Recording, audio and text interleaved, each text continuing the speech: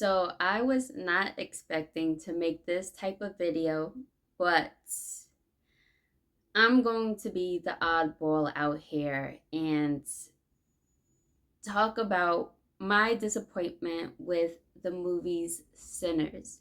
Even though I know there's been a lot of noise about that movie and people have enjoyed it, and it was a good movie. So I'm not going to take away from the talent of that movie. However, I was still disappointed, and this kind of goes back to the video that I put out the other day about writing horror, and I was talking about the subconscious mind and stuff like that. And I spoke about how horror movies nowadays, they don't really hit the mark when it comes to being scary or being deep, at least. And this was right before I saw the movie Sinners. And right after making that video, the following day, I went to go see it because I was excited. I was excited to see that movie. I was excited to see Black people playing vampires and stuff like that. And I was disappointed. So I'm going to get right into why I feel this way. Now, before I speak on why I was disappointed, I must say there were things that I did like about the movie. And what I liked about the movie, because it wasn't a bad movie. And what was so good about it was they had moments where it moved you culturally. So, as far as, the Black culture, there were scenes in the movie that, as a Black person watching it, and you could feel that inner, I don't know, that inner spirit just coming out, feeling so proud to be so-called Black, or whatever you want to label yourself nowadays, whether Indigenous, Aborigine, African American, whatever. But just that culture in general, it's hard to ignore that feeling that you got when the scene popped up of the character Sammy, who was Stack and Smoke's cousin. He was singing in the juke joint that they opened up, and there was a moment where it was like the past music and the future music of Black music was all merging together, and seeing all that colliding and becoming one, and how, like, the sound, the feeling, everything was just so moving. And when I saw that scene, I automatically thought about my dad, because he used to DJ a lot. He has like the old school DJ equipment that is still in his basement. And I can't help but, when I saw that scene, I it automatically took me back to when I was like about maybe 2 or 3, first hearing music, because my dad would play all the time. And I would run down in the basement and start dancing like around the lights and stuff like that. And my dad had all the music, like the jazz, the house, the blues, the hip hop, rap, R&B, 70s music, you name it. So just that merging of music that was in that scene of Sinners, it took me back to when the time is when I was little and my dad would play. And I got really emotional because now that I'm an adult and stuff like that, I'm not really around things like that anymore, with the, as far as like barbecues, family reunions, just hearing all the music that Blacks have created throughout time. And it's pretty, like I said, as an adult, you're busy, you're doing things. So being in that moment and seeing that scene and how it brought me back to the times when I was little. And I started laughing in my head at certain scenarios where, because my dad, he used to do parties and stuff like that, and I would try to sneak in the car or whatever. But of course, I was too young to go. But I just wanted to be around the music really badly, and the speakers, and so those scenes moved me. And that's the scene. That's the one particular scene where I feel like when people remember, when they look back on the movie Sinners, they're going to automatically think about that scene. As far as the horror goes, there wasn't any horror in my opinion. Another thing that I did like about Sinners is that I liked how they shined light on hoodoo, and they made it look really pure and good versus a evil practice that religions like to say about hoodoo, voodoo, indigenous American magic, anything that's not Christianity or Catholic or whatever, they see that as the devil's work. But in Sinners, they shine a light on it as something that is not entirely evil. So the character Annie, who was like the hoodoo priestess, she was, I believe, Smoke's woman. Um, she was seen as pure and good, and she carried hoodoo in that way instead of like being evil and whatnot.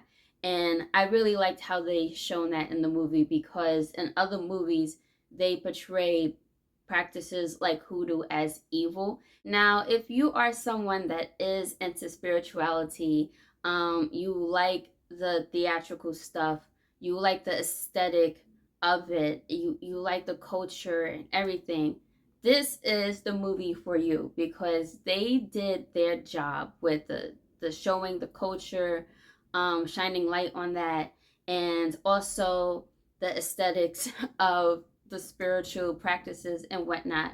I like how they showed different groups that were living in the South besides the blacks and the whites, but you had the Asian culture. Oh my God.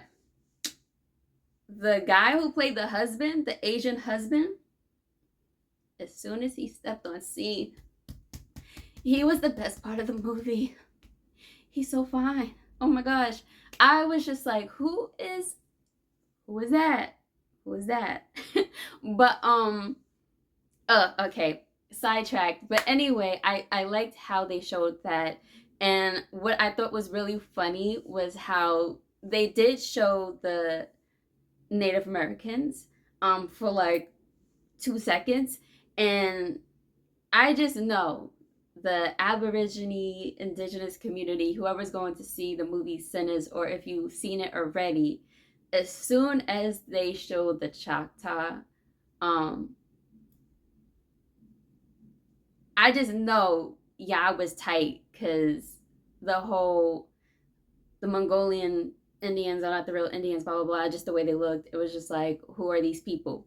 So I already saw that, like, but they was there for like 2 point seconds. I don't like that about movies when it comes to historical movies and showing indigenous people. It's like they're around for like 2 seconds just to show, they're the original people of the land, and it's back to the whole black and white.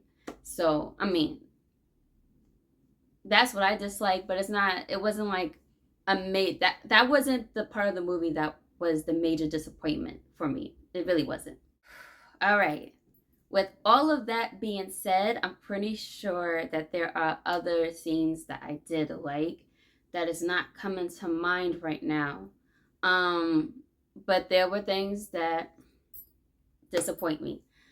All right. First and foremost, the storylines was a little bit all over the place.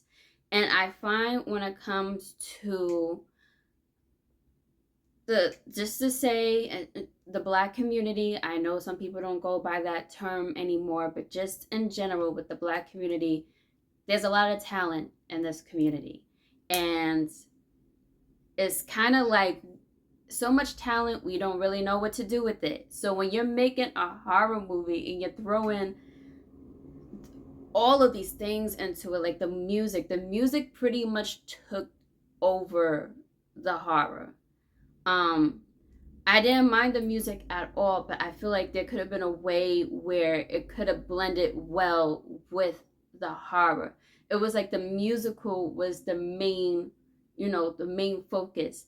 And I understand with the vampire, the main vampire, uh him being like the devil, and the devil is attracted to certain things like talented people with music. When you heard Sammy's voice, you can't help but to be moved by it. And it's like the devil sees something that pretty much everybody else can't really see. And it's that type of energy that he wanted. I understand all of that, but it didn't dive deep into those aspects. the vampire, the main vampire, he should have had a backstory. He just came out of nowhere. He was, being chased off by the Native Americans, yada yada yada. But it was like there wasn't a backstory of him really, besides us knowing that he was like Irish because he was doing the Irish dance and all that, which was really freaking dope, by the way, which was really freaking dope. But he needed a backstory. That character has so much juice and potential that he could have been as iconic as the Joker from Batman. There, I said it, because he had the theatricalness about him. He was deep. He had deep moments, and they could have, broadened on that, expanded that, but they didn't. It was like he had so much potential, and they missed the bag with that. Even though this movie made a bag, and as because a lot of people like it, it wasn't a bad movie. They made a bag, but ooh, they could have really been in their bag with this character. And with this main vampire, he could have even had a spin-off movie about him. There was something about him that was like, well, we need more of who he is, how he became what he became, and so on and so forth. So when he died at the end, I was just like, oh, I would have saved him for a spinoff or something. It's kind of like what Anne Rice did when she had written Lestat and the whole vampire series. And she had Akasha, the first vampire, who was a Egyptian queen. There wasn't much of a backstory on her, and fans were just like, we needed that. Like she was that character to where we wanted more of her. Like, what was her backstory? So it's the same thing with this movie Sinners. Like, he had parts where, and this is the thing with me. So I'm a writer, and I can't help but to analyze certain things. And I was really excited to see this movie because I write dark fiction books, and I have my own genre that I call dark, esoteric, urban fiction. And when when I saw this movie, I saw it on social media because I don't watch TV, so I don't know what's coming out. So when I came across this movie Sinners, it was because everybody was talking about it. I just saw a bunch of memes everywhere, and I was like, what's this? So I got really excited. It's up my alley. I'm like, I'm going to see it. But when I went to see it, it was just like certain things, like with that character. I'm the type that likes to dive deep into things. It don't have to be too deep, but I saw something with that vampire character to where, like, oh my gosh, they could have expanded more on this. Certain things like him speaking truth. I always find it so intriguing when the devil starts spitting some type of truth. It's like the Bible with the Garden of Eden, where the snake convinced Eve to bite the apple because, like, why would you want to stay ignorant? Like, bite the apple, you know all these things. And it's like, certain things like that makes you question, like, why would God want you to remain ignorant and all that stuff when you can be just as enlightened and whatnot.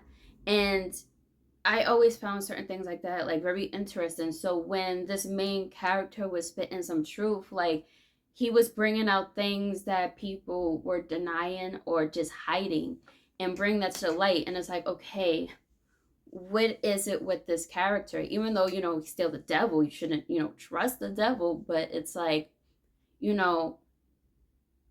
he has certain parts that was just really intriguing to me. And then when it came to the killing, you barely saw any of that. There was no moments where you had to close your eyes. And I'm not into horror movies because I'm the type that will run out the movie theater, or if the music changes, I'll run out the room. I'm not really a horror person. But even with this movie, I had my eyes open the whole time. The only time where I was kind of like, I don't know what's about to happen, is when it was the very beginning of the movie where Sammy walked into the church. He looked really off, blood on him and everything. And his father, was calling for him to step forward and to put his guitar down. And if I think if it was, I don't know if it was a guitar or called something else, but anyway, um, and when he hugged his father, to me, he looked so off. I was like, what's about to happen? Is he about to like unalive his dad? Like, he kind of looks kind of like a zombie or whatever. And it was that moment that was scary. And that's something that I was talking about in my last book. I mean, not my last book, but my last video when I was talking about horror, with uncanny horror and stuff like that. It's like you don't know what's going to happen next, and your brain can't really process that. And it's like with this scene, I couldn't really process what's about to happen. It's like so unknown, and it's the unknown things that make the scene really scary. And with that scene, I was just like, that was the only scene for me where I closed my eyes because I was like, what's about to happen? Other than that, every other scene, you can keep your eyes open. It's not scary at all. Other things that I didn't like was that, I get the symbolisms and stuff like that. I get that a lot of them were sinners. Like the lady Pearline, she was cheating on her husband. And the other lady, Mary, who played the white passing woman, even though people were saying that she was like a sinner herself because she cheated on her husband, I understood her story. And I feel like people overslept her story because I've heard things like, oh, they found a way to slide a light skinned one in the movie. But her story plot was needed too. Certain things wasn't, as clear, but with her, I was able to feel her story. Maybe because of my family's background and all that, but I was able to feel her story because she, um, when they were young, her mother had took Stack and Smoke in. So her mother took care of Stack and Smoke like as if they was her own. And Mary and Stack had a thing.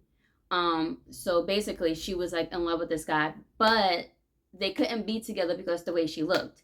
If white people would have saw them together, it would have been like chaos breaking loose, basically. So Stack advised her to marry a wealthy white man and just like live your best life. But she was like, no, like I want to be with you. I don't care about being white. I just want you. So, with that, I didn't really see anything wrong with her, I guess, cheating on her husband because that's not who she really wanted to be with in the first place.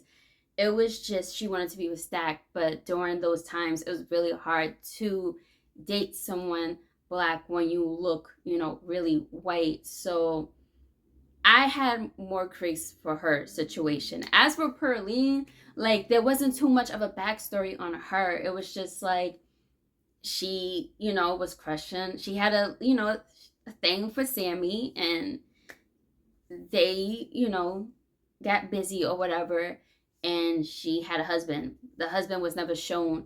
It was these things where it was like we could have felt the characters' stories more, even if they wasn't like the greatest character. We could have felt that more.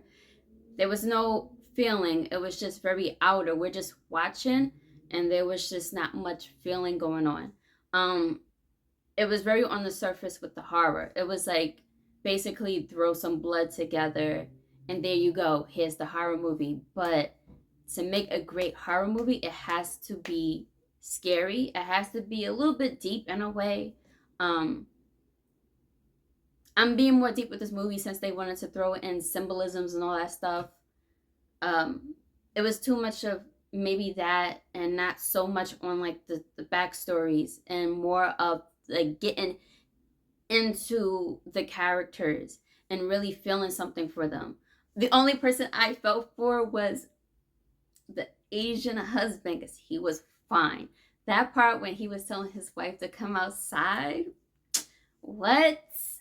I was like, I'll come outside for you because he was cute. I mean, even though he was already been turned a vampire, which we didn't see, that could have been something scary. Him walking outside to get the car and then, he gets caught. that could have been a scary scene, but you don't see that at all. You just see him coming back as a vampire, and a fine one at that. I would have went outside,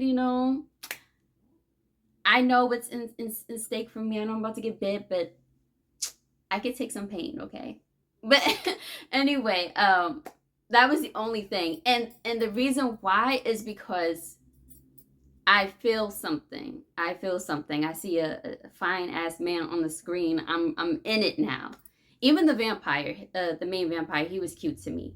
I liked how they went from singing like a basic Irish song, the main vampire and the two people that he turned, and then a few scenes later, after they turned certain people into vampires, there was a scene where they was outside and they was like circling the main vampire, and he's like dancing and kind of like singing slash rapping, and it was pretty dope. And I was like, where that came from? It went from like a basic white people song to like where all this flavor came from. So they could have dived a little bit deep into that, but I saw it as he was gathering energy, so therefore his energy was like transforming with all this, flavor going on. Um, but yeah, there's too much to say, and I'm trying not to make this video too long, but certain marks for me, they just didn't hit. For the people who want to see this movie, but they're afraid to go because they don't like horror, but it looks like a really good movie, it's not scary at all. I'm telling you right now, as somebody who don't really watch horror, it's not a scary movie. You will be looking at it without turning away. You won't have to run out the movie theater. It's not even that bad. A good horror movie is, it's a good horror movie when you leave the theater and you're looking like both ways to make sure that monster, villain, or whoever is not, gonna pop up out of nowhere and catch you. You go into bed at night and you're not creeped out at the darkness because what if, that monster, villain, whatever, comes out of the closet or some crap. Like, it's a good horror movie when you gotta look back. You walking down the street at night or whatever, and you creeped out because of the movie that you just saw. That's how you know it was a good freaking movie, and it got into your psyche. With this movie, it doesn't do that. If you are into the supernatural, theatrical, if you really want to if you really want to be moved by the culture and all that, get some more umph in you, this is the movie to go see. It is a cultural like phenomenon, supernatural type of movie. But it's not horror. They just threw in some blood and vampire. It's not horror. It really wasn't. I hate to be the oddball. I really do. I really do. But I did enjoy the movie. As a writer, I'm really into the craft and I really care about the work and forming good stories together. I just don't want to just slap anything together, throw some aesthetics on it, some cool ones at that, and just throw it out there to the market. I'm not saying that's what the writer of Sinners did. I'm not saying that. I'm just saying that I really care about putting good stories together. And as a writer, and what I've been noticing and what I'm learning even more after seeing this movie, my takeaway from this is as long as you throw certain things together, people will hold on to the potential of the movie, even though the movie didn't execute what it was supposed to execute. As long as they are intrigued enough, they will hold on to the potential of the movie because of certain things that was put into it, like the representation of the spiritual community. Sammy, when he was singing, and he was bringing both the present, the past, and the future of Black music together, that mergence of it, you just feel really connected to that. And as long as you could get people moving in that sort of way, they'll cling on to the potential of the movie. They'll hold on to that. Even though it didn't execute what it was supposed to actually execute, I bet a lot of horror fans would be like, this ain't really horror. But, and it wasn't, like I said, it wasn't like as deep enough, in my opinion. And for those who are going to say the movie was deep, what he's talking about, they had all this symbolism of stack and smoke. There was a representation of the mirror, blah blah blah blah. Yes, of course, I know all of that, but it's like you're watching their story and experience, but there's nothing to take away from it. If you can watch a movie and really get into the person's character and you feel like that's your own situation you're going through and there's messages that you can take away from it, then the movie has done its job. Besides it just being like surface level entertainment, I can't see myself remembering messages from this movie years down the line. I can remember the scene with the dancing and all that and singing. I can remember that. But other things I just can't take away from like a lesson or anything. And yeah, that's my take on Sinners. So yeah.